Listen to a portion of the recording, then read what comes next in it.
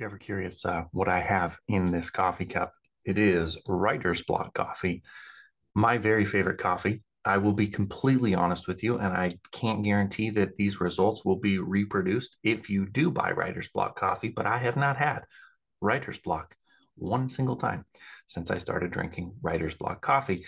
Check the link in the show to grab yourself some writer's block coffee.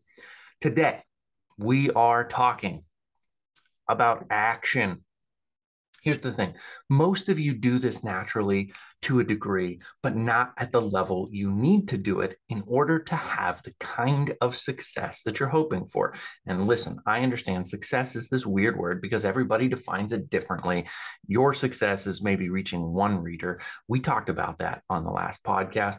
My version of success is reaching 10 million readers. 100 million readers. My level of success is looking at Stephen King in the rearview mirror, and I'd argue that your level of success should be the same. There's no reason to dream small. There's no reason to have small goals. Okay. So, with that in mind, we need to talk about what it looks like if you commit to some crazy levels of action. You're going to want to start planning. You're going to want to start going into the mode where you get out your notebook and write down all of the little things and steps that you'll have to do to get where you go. But if I could turn this camera around on you right now, and I could, but it would be really cumbersome and people would stop listening / watching, I'd show you that right behind the computer screen, I have a simple piece of paper that says October 1, downloads 5,036, stretch 6,000. That's what I need this month. And that's the only goal that I'm concerned about this month that will move my world in the right direction. But that does not mean that I'm not going for the million downloads, for the 10 million downloads, for the 10 million books sold. What it means is that this month, that would be a great spot for me to hit. In your life, you're going to have some things that you can do in the short term and some things you can do in the long term. And if you focus on the short term, you're going to get truncated. And if you focus on the long term, you're going to feel that sense of overwhelm. Here's the secret. Focusing on the long term and dealing with the overwhelm will create excess to the short term. What do I mean? If you look at the long term and you're like, I have no clue what kind of thing I could do to get 10 million book buyers right now. I don't even know a couple of titles that have sold 10 million copies. If you have that feeling, that overwhelm of I have no plan, you're in the right place. You're doing the right thing. Now, you need to do something uncommon at that moment. Instead of freezing like a deer in a headlights, like a deer in headlights, what you need to do is act. You need to act. Don't wait to have a plan. Don't wait to know how you're going to get there. Just start doing stuff. I wish I had handy with me the actual research study that proved this out, but there is scientific proof behind the fact that if you take two groups of people and one group of people is given 30 days to produce one product in 30 days, that group of people will produce a worse quality of product than the same group of people who's told to produce 30 products in 30 days. So you give the first group 30 days to produce one great product. You give the other group 30 days to produce 30 products. Zero quality focus on the 30 products in 30 days, but you tell these people over here, make it super quality. The people who do more do better. That's what you need to do with your writing. That's what you need to do with your marketing. Okay. I like to focus on the mindset here. And the mindset is do, act, be, get in there. Don't wait to have the answers. Provide the answers by doing. It's better to make a mistake than to sit on the sidelines. It's better to fumble the ball than to not carry the ball. It's better to lower your head and drive than it is to sit on your couch. Some action can be deceptive. So let me give you an example of some things that are really effective for me that help me to stir my interest and keep fresh ideas running through me, because we are, at the end of the day, at the beginning of the day, at every point in the day, novelists. We're storytellers. So we need to get ourselves in creative environments. Going to a party can be a really good form of action, but you better go to that party and not stand on the sidelines and be like, well, I'm an introvert and it's really difficult for me to talk to new people. And no, just get out there, go to the party, mingle with people, because at the party, you're going to have some creative juices flowing. Have a drink if you wish. Don't have a drink. I don't care what you do, but let the creativity flow by being fully engaged. Act, talk to people. It doesn't matter if you say something stupid. Go up to somebody and be like, hey, you like zebras? I like zebras. Zebras are cool. That's fine. Whatever you choose to do, it's better than not doing. Hey, how was the weather today? You know, that's a great opener. Everybody asks it, and yet it's totally fine. And again, secrets of mindset. The person that you engage with wanted you to talk to them.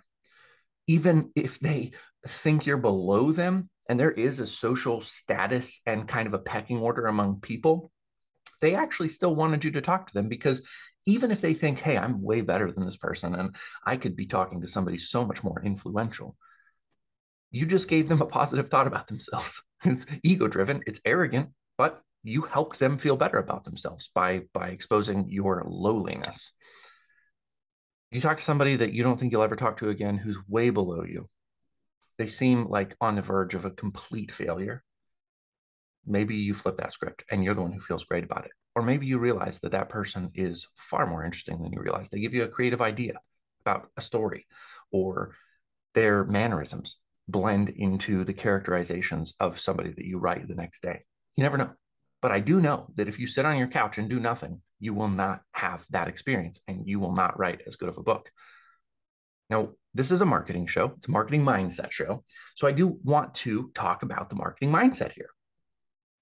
Everybody that you just talked to is a potential book buyer. I know that you want to feel gross and dirty about asking people to buy your book. I know that. I understand, because I feel that way sometimes too. Let me give you an example. Went down to Omaha to pick up the stupid car. Talked about that the last time we were together, and it seems to be repaired. Yay, that's good. But after I picked up the car, I had a little bit of time between when I had an appointment and when I was, whatever, picking up the car. This is awkward transition material right here. But so I had a minute and I thought, why don't I walk into the library, which is literally 200 yards from the mechanic shop? Why don't I go into the library and talk to the librarian and ask some questions that are uncomfortable for me, to meet her, to get to know her, him, whoever it might be, and say, like, hey, what do I do exactly? What are the exact steps I need to do to make sure that my book gets in your library? Because I want my book in your library so that people who come here looking for it can get it for free. I got scared. I got scared because I thought, what if I run into an old church mate of mine? There's a guy who works there named Dave, and I was worried if I ran into him that I would clam up. Also, a classmate of mine worked at that branch at one point. What if I ran into her? It might make me feel less important, and then maybe I would like come out of my element, the cool guy that I am, being the marketer and all that kind of stuff, ducking, dodging, bobbing, weaving. So I didn't go. I squandered an opportunity, and it lingered with me. It lingered with me in a real way because I missed out on the opportunity to advance my mission. Two things here. It's okay to fail, and you can do it differently next time. Okay. If you made the mistake, you can do it differently next time. It doesn't mean that it's a closed door. Had I gone in, had I run into my old church mate, had I run into my old classmate, I might have clammed up. I might have been like, hey, how's it going? Oh, has life been good for you since we last saw each other? Hey, like, are you still writing or, praying, whatever it might be? All dumb questions, but really valuable interactions. Teach you something. Don't shy away from it. I'd really like to put a pin in this and tell you how utterly important it is to make sure that you don't devalue human interaction. As a novelist, you're not capable of doing your best work just as someone who writes the book, if you shy away from social interaction, you can't get everything you need from reading fantasy books. If you're a fantasy author and you think that by reading all of the fantasy, and so much of it is coming out right now, it's absurd. If you think you can just read these books and learn the craft, you are mistaken, because dwarves and elves and orcs and trolls, whatever it might be, they all still have characterizations. And if you're trying to steal other people's characterizations, you're going to have a bunch of flat characters. This is a marketing show. If you don't talk to people, if you don't introduce yourself live, online, over the phone, you fail. You can't build your whole world on Twitter. You can't build your whole world over the phone. You actually could build your whole world in person. If you could be everywhere all the time, personal interaction wins the day. If you can get in front of people, you can do something that you cannot do anywhere else. Social media makes it more convenient. Mailing lists make it more convenient. Direct messages make it more convenient. There are things that you can do to reach more people more quickly. I can touch 1,000 people a day, not in the gross way. Get your minds out of the gutter, you creeps.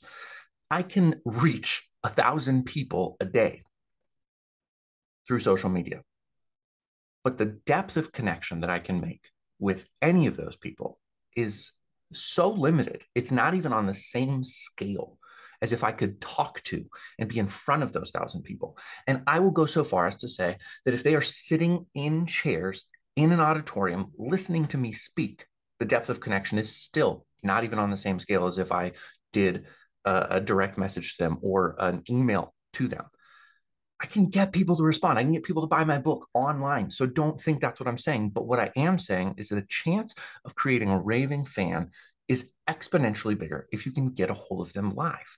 So please, for yourself, don't discount that important part of the process. Act. Don't think about how to act. Don't think about what you need to do. Do it. Get out there and do it. Turn the brain off. This is the best possible advice I can give you from a mindset perspective is shut the mind off right now. Turn the mind off. You're listening to this podcast. If you have the urge to shut my podcast off, I don't care about my completion statistics. I care that you get out there and do something. Act. Go find your reader. You can do it online.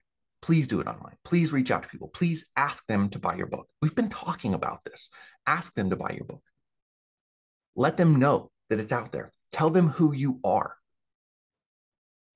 1 minute of personal interaction is worth hours of online branding. Don't neglect it. Act. Do something. Do something today.